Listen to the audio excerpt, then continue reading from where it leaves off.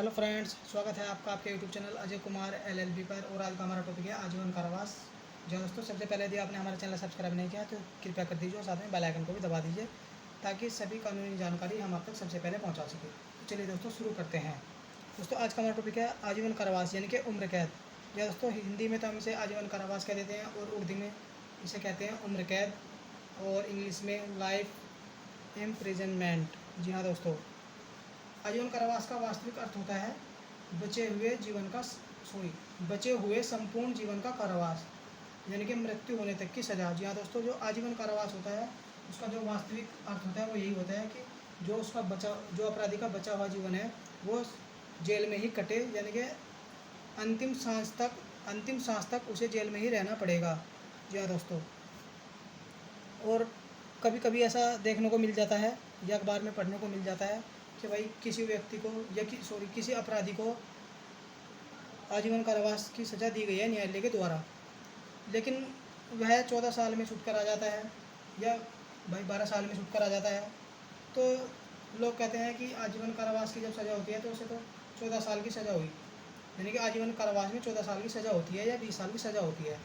ऐसा सुनने को मिलता है लोगों के द्वारा, मतलब बहुत से लोगों को जिन्हें जानकारी नहीं है इस बारे में। भाई ज़्यादातर लोगों को जानकारी नहीं होती है, लेकिन लोग यही सोचते हैं कि आजीवन कारावास में 14 साल की सज़ा होती है या 20 साल की सज़ा होती है, लेकिन ऐसा ये बिल्कुल गलत है। ऐसा नहीं होता है। आजीवन कारावास का मतलब होता है कि बचा हुआ जो जीवन है उसको संपूर्ण वो जेल में ही कटेगा, यानी कि इतना उसकी मृत्यु नहीं होती है, वो जेल में ही रहेगा। तो जो ये बातें हुई है, मतलब जो व्यक्ति 14 साल में छूट कर आता है, ये क्यों आता है आज हम आपको बता देते हैं। दोस्तों, जो सरकार होती है, सरकार को कुछ स्पेशल पावर होती है जो आईपीसी सेक्शन 55 में बताया गया है। यानी कि जो आईपीसी सेक्शन 55 है वो सरकार को एक स्पेशल पावर देता है जो बताती है आजीवन कारावास के दंडादेश का लघुकरण, यानी कि आजीवन कारावास का जो दंड दिया गया है उसे कम करना, ये एक सरकार की पावर है। चलिए पढ़ लेते हैं। सरकार यदि चाहे तो आजीवन कारावास को बदलकर 14 वर्ष तक कर सकती है। जी हाँ दोस्तों, यदि सरकार चाहे तो उस आजीवन कारावास को बदलकर 14 वर्ष तक कर सकती है। जी हाँ दोस्तों, 14 वर्ष से अधिक नहीं हो सकती, 14 वर्ष से कम हो सकती है, 10 वर्ष हो सकती है, 12 वर्ष हो सकती है, 13 वर्ष हो सकती है, 14 वर्ष भी हो सकती है, लेकिन 14 से अधिक नहीं हो सकती है दोस्तों। अब यदि सरकार चाहे तो उसके ऊपर उपकार कर देती है, मतलब किसी अपराधी के ऊपर, तो उसकी सज़ा कम हो जाती है, यानी अपराधी की सज़ा को कम कर सकती है। ये आईपीसी की सेक्शन 55 सरकार को पावर देती है अपराधी की सज़ा को कम करने का, और वो भी अपराधी की सहमति के बिना, यानी कि सरकार को अपराधी की सहमति लेने की भी ज़रूरत नहीं है। और ऐसा जो होता है वो अपराधी के व्यवहार पर डिपेंड करता है, यानी कि यदि सरकार को लगता है या भाई उसकी याचिका जाती है कि ये तो भाई भविष्य में सुधर जाएगा, तो इस आधार पर उसकी सज़ा को कम कर दिया जाता है आईपीसी सेक्शन 55 के द्वारा। अब देख लेते हैं कि 20 वर्ष का क्या क्या कॉन्सेप्ट है कि 20 वर्ष क्यों कहा जाता है। जो आईपीसी सेक्शन 57 है वो ये कहती है दंड विधि के बिना, यानी कि जहाँ कहीं भी दंड विधि की गणना करना हो वहाँ आजीवन कारावास को 20 वर्ष के समान माना जाता है। जी हाँ दोस्तों, वैसे तो आजीवन कारावास की जो वो अर्थ है वो तो पूरा जीवन है, लेकिन कहीं गणना होती है कि कितनी साल की सज़ा होती है, तो उसमें 20 वर्ष के समान उसको माना जाता है आजीवन कारावास को। जी हाँ दोस्तों, सीआरपीसी सेक्शन जो 433 है वो सरकार को ये पावर देता है।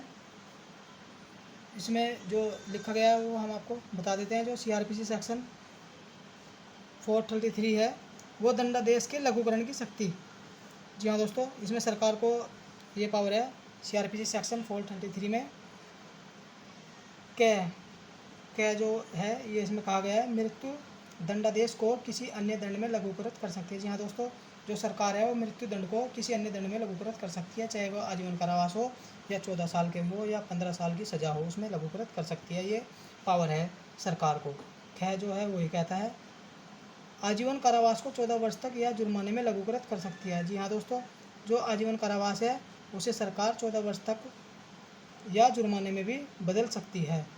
कठिन कारावास को सादा कारावास में या जुर्माने में लघुकृत करना। कठिन कारावास से दंडित किया जाता है अपराधी, उसे सरकार सादा कारावास में भी या जुर्माने में भी बदल सकती है।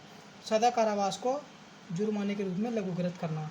दोस्तों, यदि किसी अपराधी को सादा कारावास है तो उसे जुर्माने के रूप में भी लघुकृत किया मतलब उसको जुर्माने के रूप में भी बदला जा सकता है, यानी कि कोई अपराधी है तो जुर्माना देकर भी जेल से छूट सकता है। क्या दोस्तों इन पावर का इस्तेमाल गलत होने लगा, जो 433 है और आईपीसी सेक्शन 55 है, इनका गलत इस्तेमाल होने लगा और कुछ अपराधी ऐसे ही छूटने लगे। तो ऐसा देखते हुए फिर इसमें संशोधन किया गया। ये सीआरपीसी सेक्शन 433A इसमें जोड़ा गया सीआरपीसी में। तो ये इसमें जोड़ा गया, ये आपको हम डिस्कस कर लेते हैं। ये कहता है कुछ मामलों में छूट या लघुकरण की शक्ति। जी हाँ दोस्तों, इसमें कुछ मामलों में छूट या लघुकरण की शक्ति है। जैसे जहाँ किसी व्यक्ति को ऐसे अपराध के लिए आजीवन कारावास का दंड दिया जाता है। यदि मतलब किसी अपराधी को आजीवन कारावास का दंड दे दिया, लेकिन उस अपराध के लिए मृत्यु दंड का भी एक ऑप्शन था, लेकिन न्यायालय ने पहले ही उसके ऊपर उपकार कर दिया और ऐसा उपकार किया कि उसे मृत्यु दंड ना दे करके आजीवन कारावास का दंड दिया। उसके बाद उसका अपराधी का व्यवहार सही होता है और सरकार उस पर उपकार करती है। तो उसका जो उपकार करने के बाद यदि उसकी जो सज़ा कम होगी वह 14 साल से कम नहीं होगी, यानी कम से कम उसे 14 साल जेल में रहना पड़ेगा। 14 साल से कम नहीं रहना पड़ेगा अगर सरकार उसकी सज़ा कम करती है। जी हाँ दोस्तों, हम एक एग्जाम्पल के तौर पर समझ लेते हैं यदि आपको समझ नहीं आया है।